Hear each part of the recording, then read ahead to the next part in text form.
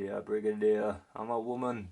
And here she is in all her glory. Wait, what did I just say? Yeah, that's right, you heard me. I kind of feel like she looks... Well, hang on. I kind of feel like he looks like a lady, like a, I don't know, an old lady. Hello and welcome to a brand new series of reviews here on my channel. In this series we are going to be taking a close look at the brand new releases from B&M, and that is the Winter 2020 releases. In today's video we are taking a look at the U.N.I.T 1975 Terror of the Zygons set exclusive to B&M Winter 2020. Okay, so as you can see here, I've actually gone ahead and bought 5 of these sets. As I've mentioned in previous videos, I don't buy all my sets from one B&M store. I actually travelled over 100 miles in 2 days, travelling up and down the country to different B&M stores, only buying 1 or 2 sets from each store. So, don't worry, there are plenty on the shelves. So, with this set, why have I bought it 5 times? Well, here's my kind of reasoning and rationale. I want to build an army of unit troops, and now that we have an unnamed unit soldier, I felt like perhaps it was a good time to do it. So I'm going to have 1 mint sealed in its packaging, and I'm going to have 4 opened. Which does mean I'm going to have 4 Tom Bakers in his Scottish outfit, which is rather weird. Maybe I'll do some customs. I'm not quite sure what I'm going to do with that yet. But of course, I'm also going to have 4 Sergeant Bentons, and maybe, just maybe, I'll make some alterations to Benton, perhaps swap his head with somebody else and just have an army of unit soldiers. That would just be fantastic. That's my goal with this particular set. So with that being said, let's take a closer look at the set itself. Okay, so as you can see, the set basically comes exactly the same as all the other sets in the wave, and on the back here it just gives you a very nice rundown and picture basically of each of the characters that are inside the set, and that's pretty much all there is to say about the actual box. So let's get this open and take a look inside. It does come with a cardboard inlay, very boring, and quite honestly it's going to go straight in a recycling bin. Sorry about that, character. Okay, so the first figure we have is, I'm going to call him Jenkins because that seems like a good enough name to call him. If anyone's seen the Demons, there's a shout out there. So anyway, with Jenkins we basically have Captain Yates's face, but he's got a moustache, and some have said he looks like he's come from some porno, which, to be honest, yeah, he does. I mentioned before, I am actually quite excited about this set, really because of this figure mainly, which is very strange because everybody probably seems to hate this figure, but it's probably my favourite figure of the set because like I said, I'm going to try an army build with it. So he does come with lovely combat gear. This is the first time we've had a unit soldier in combat. If I compare the new figure of, just call him Captain Yates now, with the older figure of Captain Yates, nope, that's Sergeant Benton, I do apologise, you boys all look the same. So there we go, that is the original, only from a few months ago, Captain Yates. Let's just centre the camera up a little bit for you. So of course the differences are abundance. We have a camo jacket on top, it looks like the same mould, but obviously the paint apps are completely different. We've got slightly lighter trousers and slightly lighter shoes as well. There's the shoes.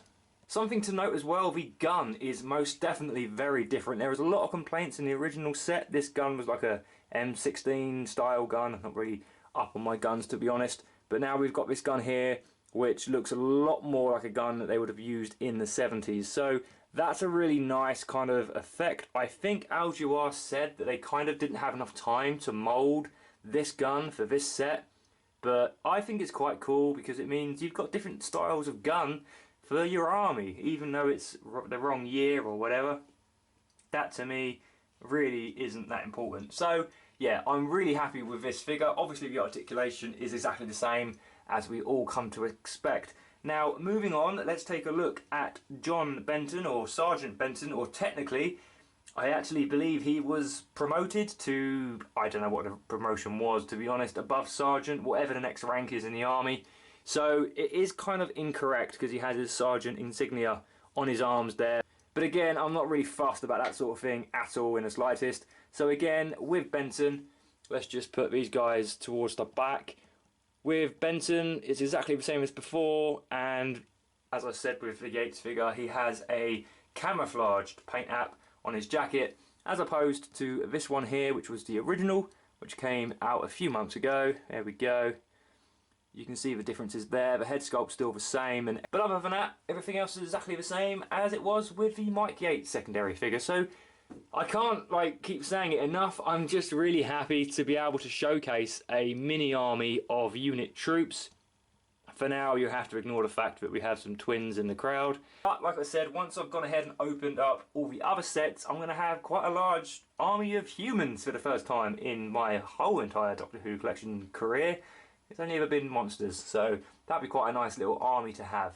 So let's move on to the final figure, which is the Fourth Doctor, Tom Baker.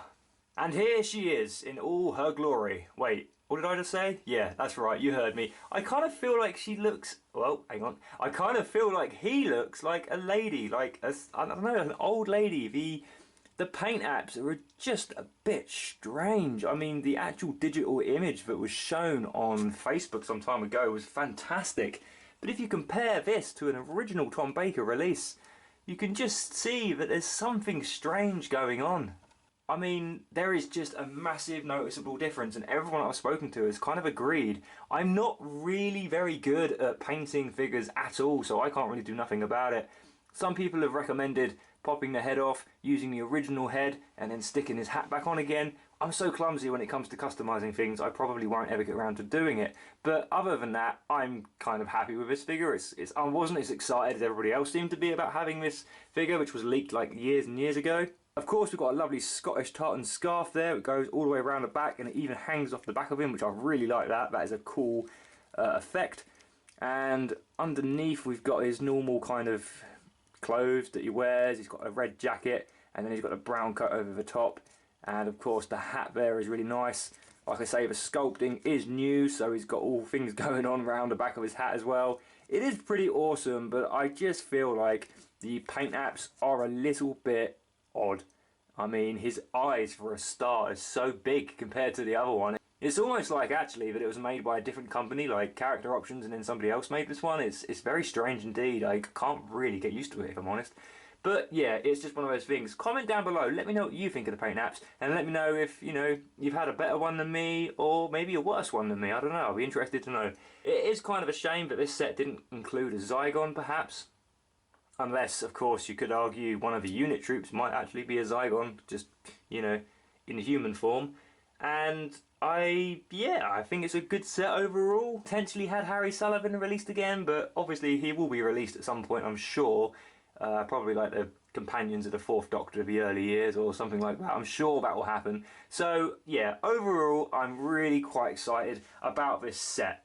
So thanks to everyone that's watched my videos in the last few days and weeks. I've been getting quite a few views, which is really quite nice. So thank you very, very much. I really appreciate that. I will be back, of course, with some more reviews. I haven't quite finished with this wave yet. Don't you worry about that. Until then, take care of yourselves, and a massive shout out to my lovely, lovely patrons, who you're going to see their names in a minute. So stay tuned for that. Take care, guys, and I'll see you all again in my next Doctor Who review. Goodbye for now. Oh dear, Brigadier, I'm a woman.